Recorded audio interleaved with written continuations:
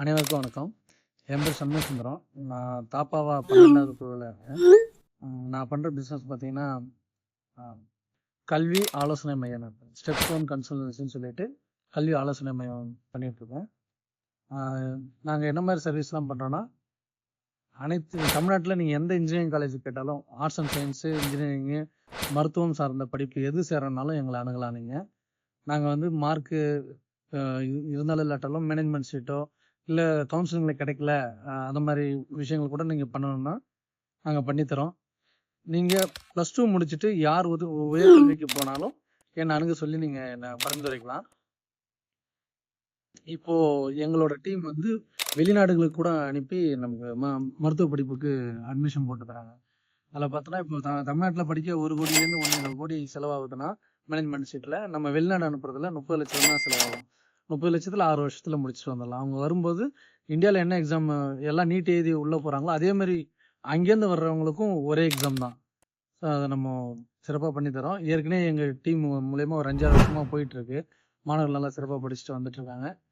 So எனக்கு இது சார்ந்த வணிகம் கொடுத்து வந்தீங்கன்னா நல்லாயிருக்கும்.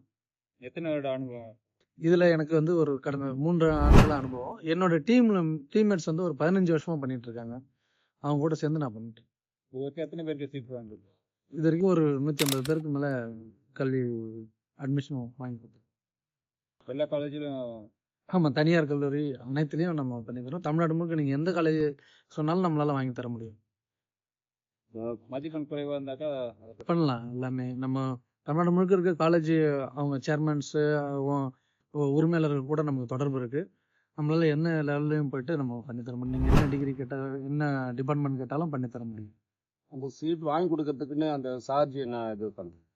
அது நம்ம எந்தளவு ரிஸ்க் எடுத்து பண்ணுறோமோ அதை பொறுத்து தான். சில பேருக்கு ரெஃபரன்ஸ் மினிஸ்டர் வரைக்கும் போயிட்டு நம்ம ரெக்கமெண்டேஷன் லெட்டர் வாங்கிட்டு பண்ணி கொடுப்போம். அதுக்கு நம்ம பெரிய அளவில் சார்ஜ் பண்ணுவோம்.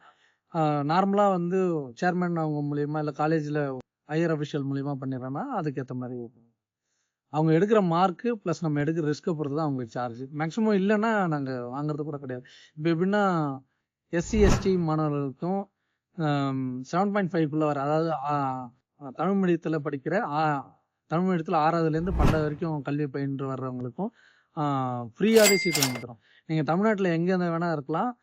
பொறியியல் கல்லூரியில் சேர்றதுக்கு எங்களை அணுகுனீங்கன்னா ஒரு ரூபா கூட சார்ஜ் இல்லாமல் என்னால் வந்து பொறியியல் கல்லூரியில் இடத்த வாங்கி கொடுக்க முடியும். 4 வருஷத்துக்கு நான் ஃப்ரீ பண்ணி தருவேன்.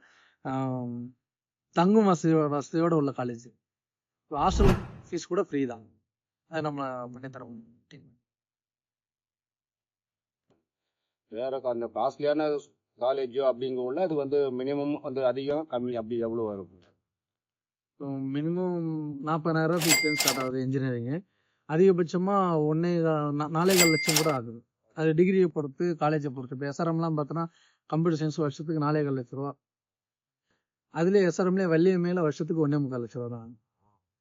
இப்போ ஒரு கோர்ஸ் சேர டொனேஷன் வந்து அவங்க 5 லட்சம் 5 லட்சம் கேட்குறாங்கன்னா நம்மகிட்ட வரும்போது அது 3.5 சொல்லிட்டு நம்ம பண்ணிடுவோம். அது எப்படி பண்ணுவோம்னா, நமக்கு ஆல்ரெடி இருக்க இன்ஃப்ளூயன்ஸ் யூஸ் பண்ணி நம்ம அவங்க காலேஜ் உள்ள அட்மின்ல பேசி நம்ம அதை பண்ணி கொடுப்போம். ஆல்ரெடி நம்ம மாணவர்கள் நிறைய பேர் கொடுத்துட்டு இருக்கிறத தொட்டு நமக்கு அவங்க அந்த சலுகையை கொடுப்பாங்க.